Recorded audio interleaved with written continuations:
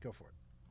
Friggin' what up, dude? It's Chandler Wilson, and I'm the host of this podcast that's mine, going to be called History is Dank. History is Dank with Chandler Wilson. Dankness from the ground.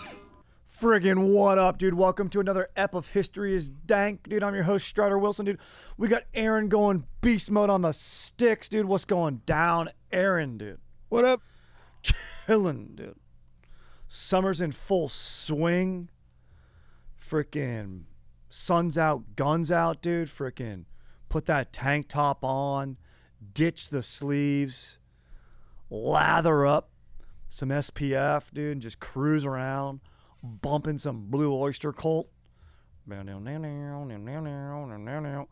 a great thing to do. Me and my boys, Danny and Farrell, just used to lather each other up in the parking lot, Salt Creek Beach, blasting that and just dancing while we did it. Parents would be dropping their kids off, like, what's going on? just a song about two teens, one teen trying to convince another to commit suicide. Just a great vibe. You know, that's the vibe we were looking for, dude. And we wanted people to know that. You know, have your head on a swivel, dude. You don't join any cults or whatever. And we would be in the back of the F-150 throwing some air humps out, subtle air humps, and just lathering each other up. It was a beautiful, beautiful sight. So hopefully you guys are experiencing that type of joy, dude. Whipping our shirts around our heads like a helicopter, just waving it around. You know, doing some of that. It was great, dude. And you know, they say summer, there's a day that people say maybe this is when summer begins, or this is when is summer peaking, or is it the beginning of the end of summer? Maybe the 4th of July. That's what people talk about. Do you find that there's a nostalgia factor to that holiday, Aaron? Oh, 100%. Yeah, I think so too. Yeah, it's never better than when you're a kid. I agree with that. I might go out on a limb and say 4th of July could be kind of a bummer. Like, fireworks kind of bum me out more than anything else, I think. Is that weird? Maybe that's just my own internal. Maybe I got to go see a therapist about that. Should we play some fireworks? Mine were almost ruined by some jerk's Dodge Durango whose alarm kept going off. With every come firework. on. It was like, come on, man. Come on, dude. Just unlock the car. Figure it out. No one's trying to sneak into your Durango right now. Yeah. Just figure it out. Yeah, although I've had some of the best. That's the thing. I look back, I've had some great 4th of July, some great ragers, dude. Some good day ragers, bro. Being at the beach here in California, you know, you're freaking at the beach. I've been at the Peninsula in Newport. I've been down in Mission Bay. I've been freaking up in Venice, dude. Went to the Jersey Shore for years, dude. The boardwalk. Just good ass times, dude. Just eating about nothing but a hot dog. Just different hot dogs at different times of the day. Oh. And you know what? I think this nostalgia is felt by not just me in this void, because I put out an episode of History is Dank. What up, dude? Sick little episode, dude, on cargo cults. Check it out if you haven't already. Last week. And this week, I'm putting out, at request of some Danktorians, because I got it was via a comment, and I got an email or two as well, different people, saying, hey, thought we were going to get a 4th of July up. Kind of bummed we didn't. And I said, you know what, dude? I'll bring you one. I'll bring you a 4th of July ep. So we're doing it today, okay? And also, I didn't forget, but just scheduling didn't quite work out this way. Yeah. I haven't yet done, and I do this every year. Yep. And here at History is Dank, we're big on tradition, and I would argue this day is more important than America's Independence Day. This day might be the most important day in the history of Earth, dude. Of the globe. That's July 14th. I'm not talking about Bastille Day. Get out of here, dude. Yeah, exactly. Hawk 2 on that, dude. French, dude. I'm talking about Cameron Poe Day.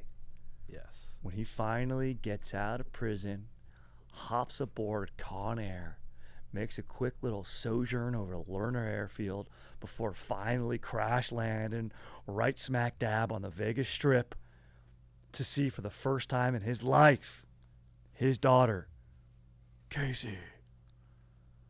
Dear Casey. So we're going to talk about that. And don't forget his hummingbird. My hummingbird.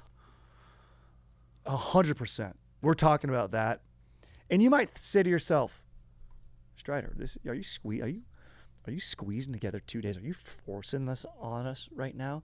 There is a link between Independence Day and Nick Cage. Yep. And it's another movie called National Treasure, baby, where they got to steal the Declaration of Independence because there's something secret written on the back.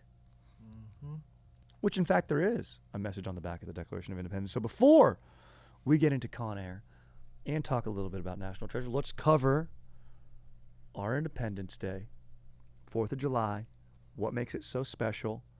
July 4th, 1776, okay?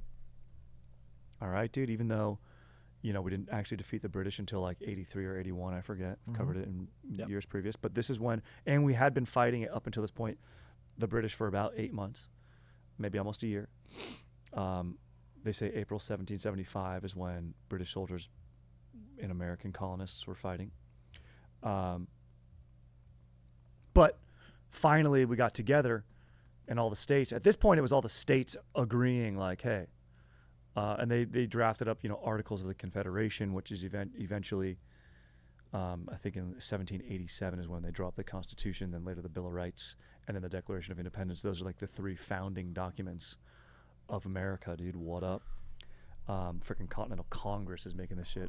So then in 1776, they go, look, we've been fighting. We got to make this formal, dude. We're not barbarians. We got to have a document, dude. We got to write a sick-ass essay on formally declaring why we're independent, why we should be independent, and what that independence means for all of us here in America. And funny enough,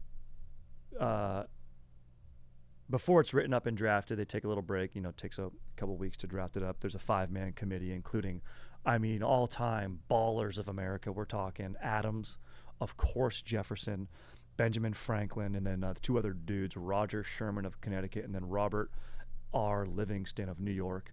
Basically, all these guys get together, and they're like, what's great is our founding fathers treat it like every school group project you ever had, where they're like, yeah, dude, so you'll do all the work, and then we'll check on it later. Is that chill?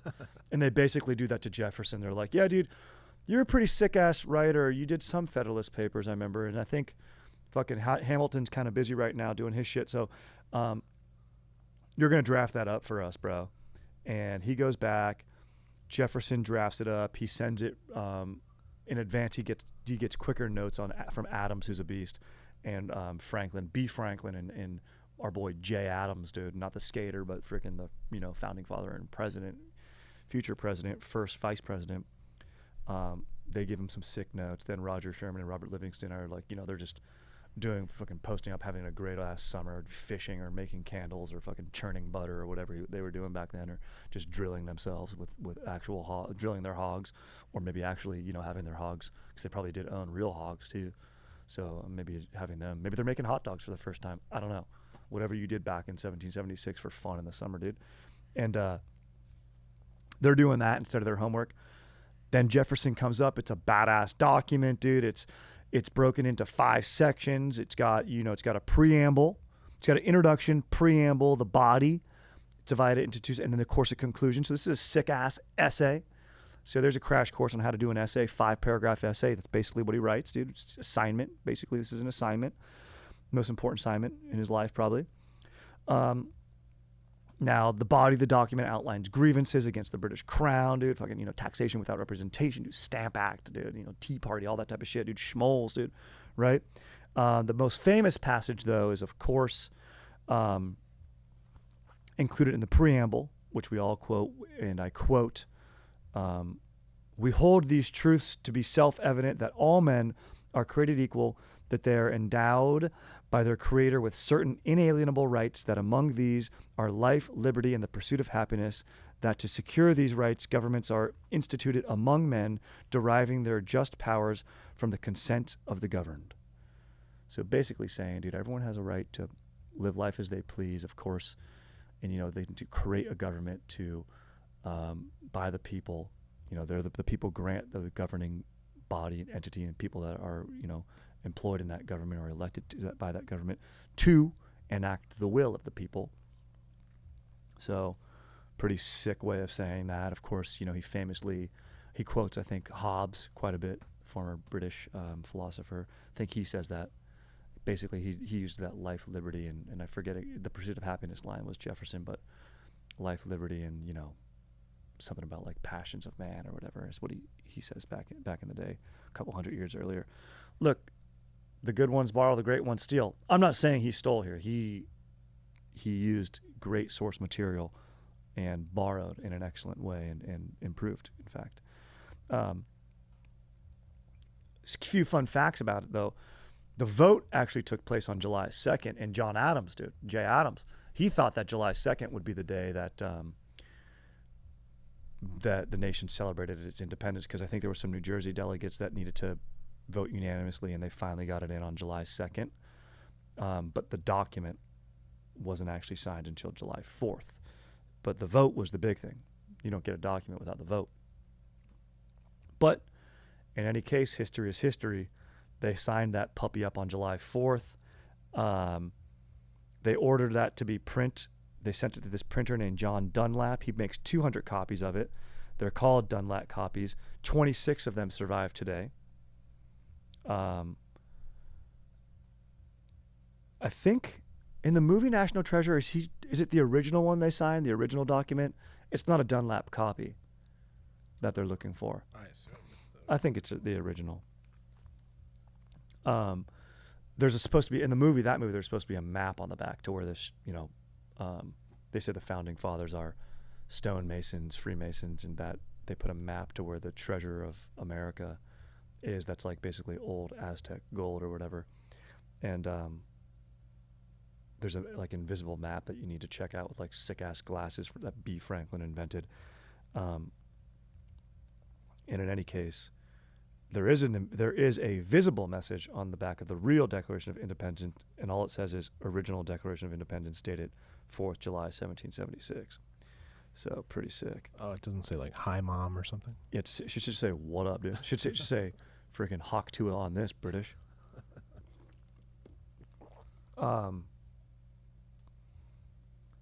Also, the American celebration and holiday we know today of fireworks, hot dogs, baseball, playing bags, chugging light brews with your buddies and loved ones, grilling and chilling, if you will, really didn't come about. We were fighting a war afterwards, so people weren't like, maybe people were like, oh, hell yeah, sick. Really until after the War of 1812, when we finally boked the British, and when political feuding between the Federalist Party and the Republicans. Republicans were Jefferson, Federalists were John Adams. The Federalist Party kind of fades away. And after that,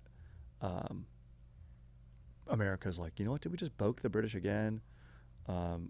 We've totally been forgetting to celebrate that we declared independence against them, so let's fucking celebrate that now. So the war, the celebration of independence really picked up after 1812, which is pretty sick, dude.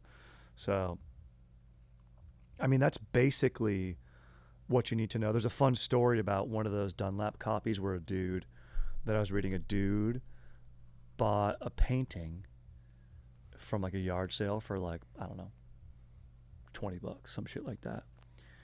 Goes to reframe it, opens the back of the frame. There's a copy of the Declaration of Independence behind it. He gets it looked at. They're like, oh my gosh, this is one of the surviving copies. It ends up being sold for $8 million to some like, I don't know, wealthy ass dude, and who now owns one of those copies. Wow. So copped a nice little score at that yard sale, dude. Yeah. Dude, my Give mom. that guy a show on HGTV. That guy exactly. That guy needs to go on freaking, what's the one, Pawn Stars? Dude, my mom loves doing this. Love my mom. Perfect lady. She likes to buy glassware and silverware from yard sales. And if you're asking me, that's the last thing I'm buying. Yeah, I don't. Oh, hey, I got a used toilet seat cover for you. Yeah. Great. Yeah, I'll take that. Oh, is it one of those rug ones? Great, because that's never been peed on. I remember the first time I went to one of my buddy's houses for a sleepover, and his family had a rug toilet seat cover. I immediately, instinctively, I was like, this is bad news. You don't lift the seat to pee on that. You're sitting in something no fun. Aaron, do you got any other beast mode shit? Also, who's sitting here recreationally? So I mean, like, how much time are you really spending on there that you need that? Yeah. And it never looked good.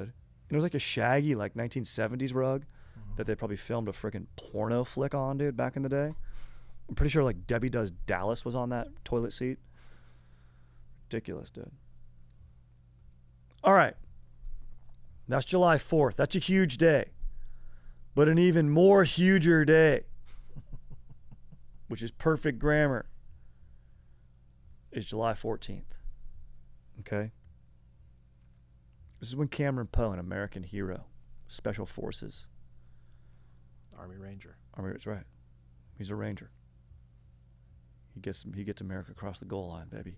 That's when I first heard of Army Rangers. Same here. Second time I heard of them was Black Hawk Down.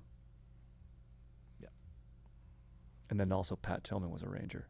Rest Yep. in peace. He's a great American. Yep. Great man. Yep. Even though America was schmoles and tried to like claim him and claim his story. So fuck the government for that, dude. Yeah. For real. That's a heart-wrenching doc. If you're looking to get out some feelings, watch that. Yeah. So Cameron Poe defends his wife and accidentally kills a guy. With the most classic movie move. Is it a roundhouse? No, it's the palm of your hand to the guy's nose. Very into good. the brain. Shoves the bone into the brain. Which I don't think is a real thing that can happen. But don't love it, but whatever writer thought of that, very good. yeah, it's been Very good move. It's like quicksand. It's been well trod. Mm-hmm. I love that move. Also, I was reading like a Reddit article on this movie when I was doing some research. I've researched this film many times. I think this might be my third or fourth time doing this. And one of them was like, it doesn't matter that he was special forces because that's called involuntary manslaughter. Anyone would probably do jail time for that. Yeah. Or would be up on trial for that. It doesn't matter that he's like trained and his hands are weapons, but it's great. Once again, better for writing, raises the stakes. And then also another guy in that same thread made a great point where he's like, oh, he lives in Alabama. I think he's Southern. Yeah. Which it was Nick Cage's choice to do that Southern accent. That's not in the script. You got to love that from our boy Cage. 100%. Got to let him coming in, and then the director being like, okay, he's doing an accent. We're rolling with it. Cage says that he thought it was the Southern values and the gentlemanly values would make his character stay aboard that plane more believably than if he wasn't. Like to protect the female officer from Johnny 23 and stuff like that. But it could also be the military values. Also the military value. Yeah, exactly. Yeah. And that's the point that this guy's making in Reddit. He's like, you're telling me a special forces commander defending his wife's honor from like motorcycle gang or whatever in the movie, like he's gonna see jail time if it goes to trial? No chance. Yeah. They're like, they'd give the guy a raise, they'd make a statue of him. So it's a pretty hilarious point. But anyway, Unless the guy he kills is like a wealthy politician's son or something. That's true. Yes. Then we're getting a different script, but that then is we do, very then true. It's a little class warfare there.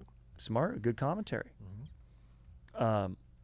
Also, Nick Cage, speaking of our special forces, he was just a soldier. Nick Cage said he should be special forces because he takes dudes out with his hands in the film, like the guy who wouldn't put the bunny down, famous line. Mm-hmm. Why couldn't you just put the bunny down? Billy Bedlam. When he takes out Billy Bedlam, exactly.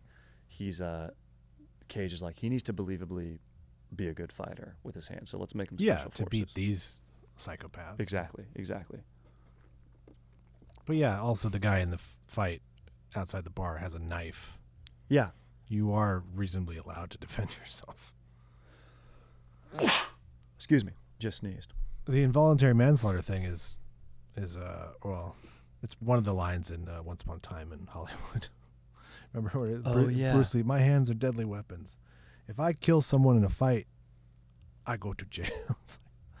Yeah, everyone does. It's called manslaughter. Yeah, exactly. Exactly. That's a great line. That's a great scene. Yeah, Man, that movie's so good. That movie, good.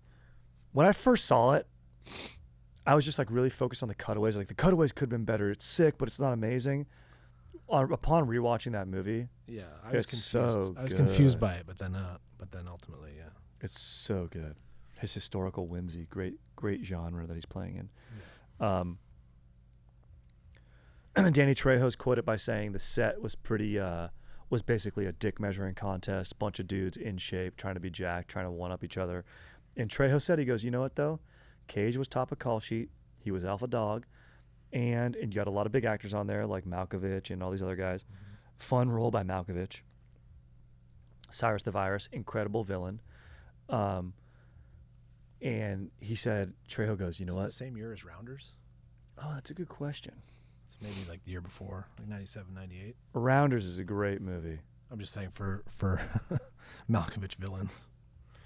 Him in that movie, so his line, I stick it in you. And his thing with the Oreos, so good, dude. I can splash the pot if I want to. Yes, my fucking pot. He's so great in that. Trejo does say, though, he's like, Cage was in shape. And he goes, and that made us respect him. The guys didn't really care that he was the top actor, had been in movies before. Like the extra dudes that were just jacked, they were all like, dude, if you're jacked, then we respect you. That's the only way. And they were like, Cage was in good shape. Which I love that Cage was in shape. You don't really think about that for Nick Cage, But he looked good as Cameron Poe. He looked good. He said people would do push-up contests in between takes, all that type of stuff, to get beefed up before they did a take, having fun. As far as we know, Trejo's the only one who's actually done time in that cast. Yeah, that's right. He did, as far as we know exactly, unless any extra or whatever. They really did crash. Aaron and I were talking about practical stunts before this. They really did crash a C-123K, C-123K cargo plane into the Sands Hotel because it was up for demolition, excuse me. Yeah. They built a track, they built cables, the cables broke. They were like, man, are we going to get this thing up to speed? And then finally, they finally got it going. They stripped it down of everything. And also you can go see this plane. It's out in the desert. You can go visit the actual plane. And now just out of pure homage. Also, wait, who's the director again? I always want to say it's Michael Bay, but it's not Michael Bay. No, it's... Is it a Bruckheimer production? It is a Bruckheimer production. I believe it is... Is it Dominic West? Or is it... Let me see. Simon West. Simon West or Dominic Senna is the other guy I was thinking of. He did... I'll look right now. Yeah, Simon West did Tomb Raider. Simon West, you're right. The General's Daughter, a Wild Card. Really hasn't had an amazing career. The Tomb Raider movies are pretty bad. He's done more work with... he did one of the Expendables. He's done another movie with Cage. Nice. Speaking of Cage, before I do this homage, are you going to see Long Legs? Everyone's talking about it. I don't know anything about it. I thought it was an indie band. That's hilarious. Oh yeah, the director Simon West also did. He did the video "Never Gonna Give You Up." Never gonna let you down. Never. I mean, that's his. That's the Rick roll. What are they? Is Magnum Opus your final piece? It's your best work. Okay, that's his Magnum Opus then. That is his Magnum Opus, and he did Con Air, so that's saying a lot. Okay, so everyone should watch this clip on YouTube because you can see it, and I'll take you through it. But my favorite sequence is in the beginning of the film when they're setting the table here. you have the cold open where he defends his wife. He goes to prison. We find out that him and his wife had decided that it's going to be good parenting for him to never meet his daughter because Cage just doesn't want him to see him like that for the first time. She needs to see him for the man that he actually is, not this, wrongfully incarcerated hero.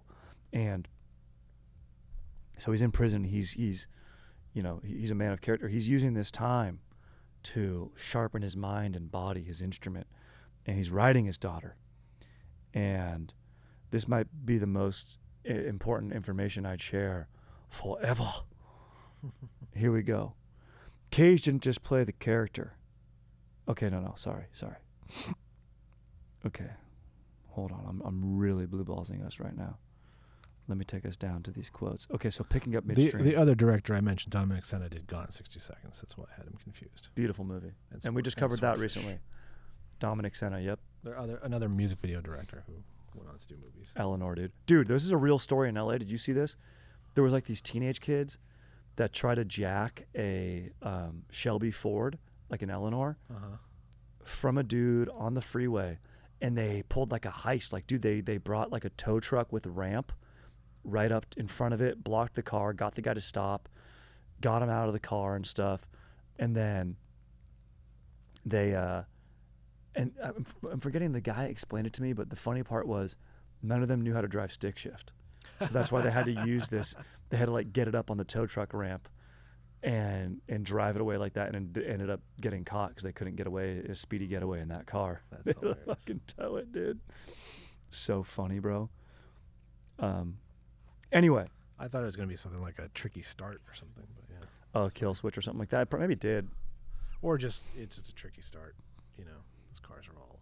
Yeah, in that movie too, he has to like get it like going. Yeah. Look, as a valet, I'll tell you right now, any old car, and every owner of their old car knows their baby, and they can listen to it, and then they know exactly how to treat it and get it to start. But if you're doing valet, for those valets out there listening, you're firing up a classic, what you do is imagine if you're watching the YouTube, my right hand is your foot. You put it down for a full second, say to yourself, friggin' what up, dude, and then release. That's one, okay? Then go, friggin' what up, dude. That's two. You've done it. After that, foot on the brake, turn it. Listen to that motor, and it's going to let you know if it needs a little gas, and you usually shouldn't. It usually should turn over after that because you just gave it gas and not enough to flood it. So it should turn after that, and then once it turns over, the engine's going to talk to you, and it's going to let you know if you need to tap it a little bit or just let it go. And then after that, it's just little taps, not then the owner gets pissed, but just a little if you need to. Boom. Get it in gear, let it roll right up. That's how you start an old car. All right? That was sage advice right there. Thank you, dude. So sick, dude. That's the second most important information I'll share forever. All right, picking up midstream. Poe's getting jacked and basically a PhD in prison. He's writing to his daughter, Casey Poe. I got your package. Those pink coconut things have made me quite popular. Met a guy just the other day. Baby-o. He sure does love them. Okay? Yeah, they gave him diabetes. Yep, exactly. He's got diabetes and he eats those big puffballs. Hilarious, bro, hilarious. He gets a picture of his daughter from his mama, and Baby-o says, man, beautiful to watch her grow up. And he goes, thank God she looks like her mama. And he says, I have to agree. Funny. But I'm here maybe in the worst place on earth, but somehow I feel like the luckiest man alive. Wait, this thought just occurred to me. Yeah. If this blows this whole movie up, I apologize. Don't do it. When did they conceive this child? Does she tell him at the bar she's pregnant? Like just getting back, right? He just got back, finally back from service. They boned. I think they boned probably that night, dude. They probably stand up, Aaron. They probably stand up, had sex in a sweet motel room. He treated her like a lady. They definitely stand up boned because he's special forces. Yeah, he's got the. He probably was sitting pretzel leg, core for it. Sitting pretzel leg meditation style. She mounts because she has agency. Sits down. They both lock eyes, don't even move, and then simultaneous. And then after that, they go out for a nice drink. So they definitely boned as soon as he got back, dude. And then 9 months later, she's born. He put the uniform back on. I'm just thinking then he definitely put his dress blues back on. I'm just thinking that.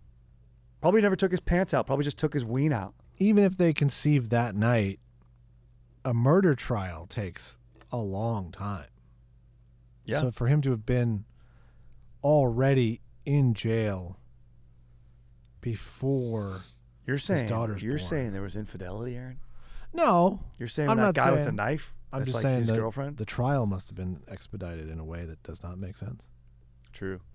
Maybe this is back when the criminal, maybe this is commentary by the director, genius, saying, hey, man, look, our country only rushes to incarcerate, wrongfully. Really we should do our due diligence, and have, due process of the law. It's been a That's long what time. the whole movie's actually about. It's been a long time since I've seen the opening because I kind of always catch it.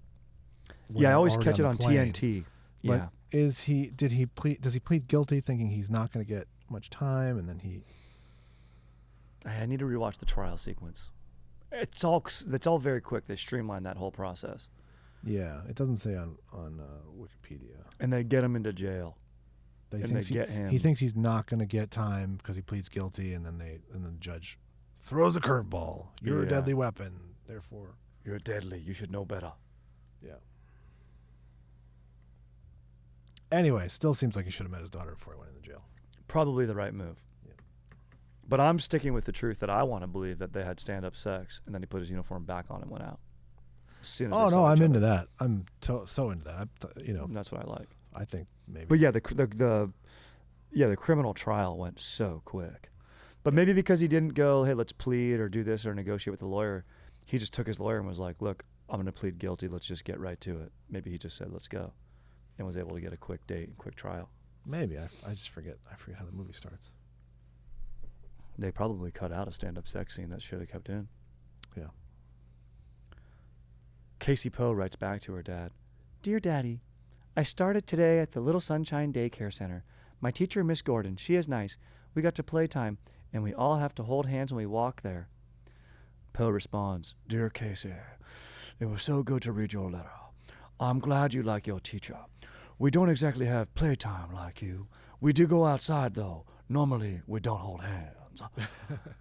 Now Poe's like learning Spanish and freaking just holding planks. And Casey Poe writes back, Dear Daddy, today was my first day at first grade. I didn't like it. I don't want to go back tomorrow. This boy, Scotty Dalton, has black teeth and calls me names. Mama says I have to go back. Tell her not to make me. Dear Casey, hopefully this finds you still going to the first grade. School is very important. Your mama is right. Don't worry about little Scotty Dalton. Sometimes you meet people like that, but don't let them get you down.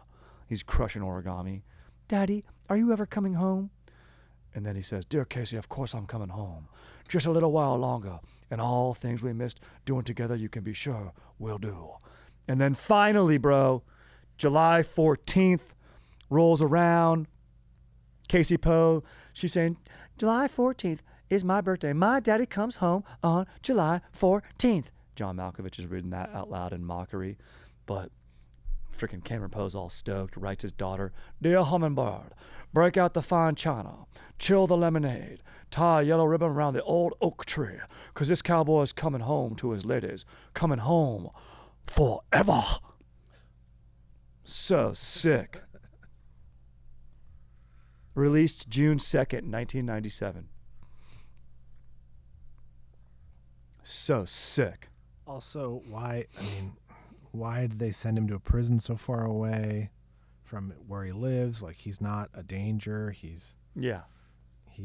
pled guilty or whatever happened. I think. Yeah, why does he even need to go to a different state or whatever? Yeah. Oh, maybe it's a federal prison because he's a soldier. I don't know. But the crime. Well, it's a capital crime, but like. Yeah. Still, you could keep him. There's plenty of. But Aaron, we needed that plot device for him to be on that flight. We needed it. I know. We needed it. I know.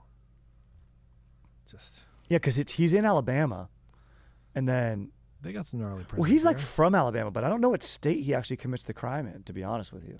Probably Alabama. Yeah. But like, yeah, why not you?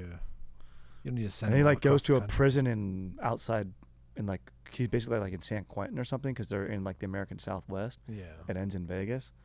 So yeah, I don't know. In any case, Cage is a beast, and he goes beast mode in another movie called National Treasure, which we're tying the thread more. A great airplane movie. If you're on an airplane and you got to pick what movie to watch, you go ahead and put National Treasure on and enjoy your flight. You're having a great time. All-time good movie. Just, it's a kid-friendly Da Vinci Code.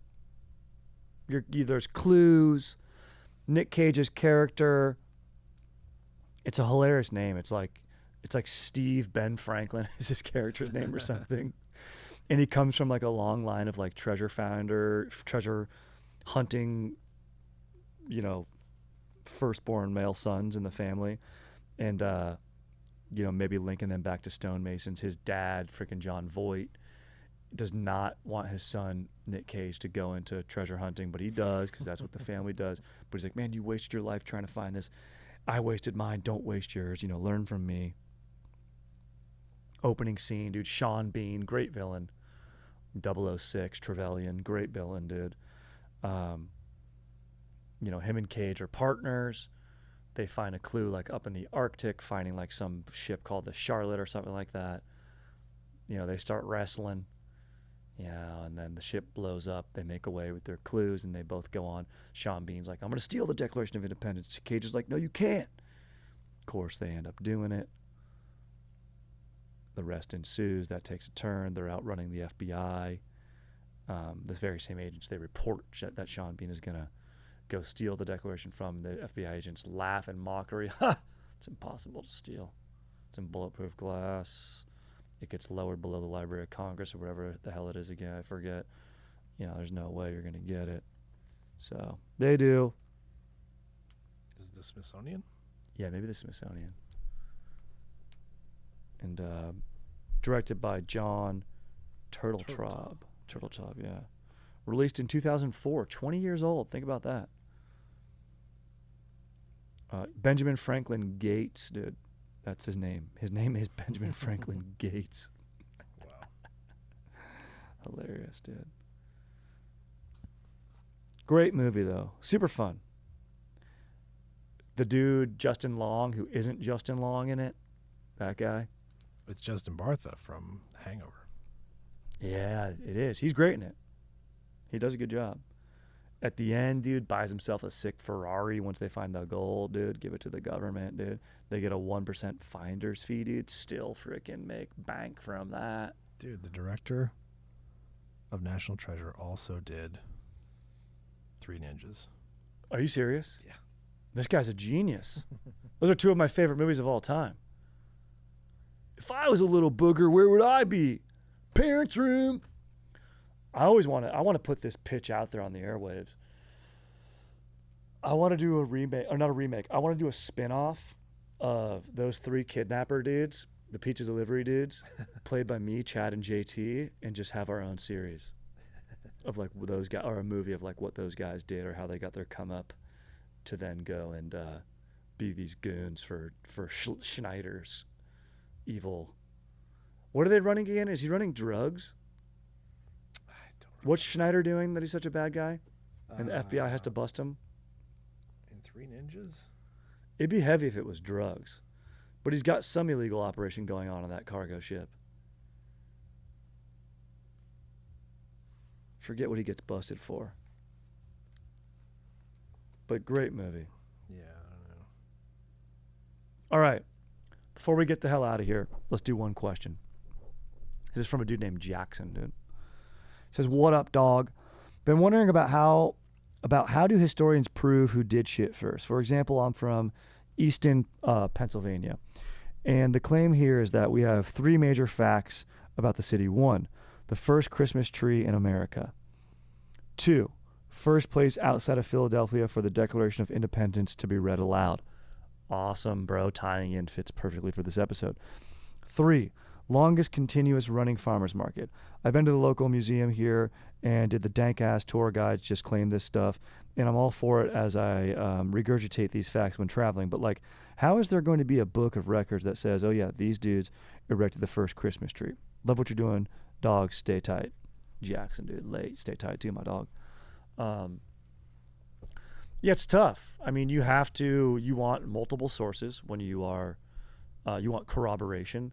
This goes back to that episode that we did on Matthew Henson, the guy who went to the North Pole, freaking what's his name, the other dude, and they were both trying to get credit, and there was multiple eyewitnesses. Also, there's a saying: the victors write the history books. So, you're probably never getting the right story, and it's tough to tell who did what first. Like, I bet you those people do believe, for all intents and purposes, in that greater area, like this was the first person in the town. Then they recorded it, and then it kind of branched out from there, and it was where journalists were able to track it to.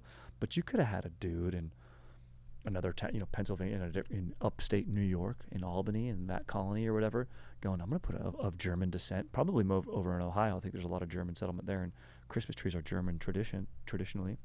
And maybe they erected one there. So I hear your point. It's too tough. Probably the real answer is you'll never know, but it's the first recorded one. It's in that example you'll probably never know, but that is the first recorded time. Longest continuous running farmers market. Multiple people are involved. Other ones have probably gone off, and that one sounds a little bit more plausible. There was probably ones before it, but that one never stopped. So I think that could be believed. I think what helps credibility is multiple primary sources, independent sources who haven't been in contact with one, so independent primary sources saying the same thing and then cross-referencing. Credible journalism, unbiased journalism, or research or historical documentation, and that helps. And then also, the type of event, right? Like, it's if it's a one-off, like like multiple dudes drafted the Declaration of Independence, they all have that one copy that went to the Dunlap press, and then the one copy got put there. So, if it's an official governing entity, but it's tough, like that Christmas tree in a dude's living room, that's something that they could just, say. And then dudes lie about that facts all the time. Dudes want to be sick.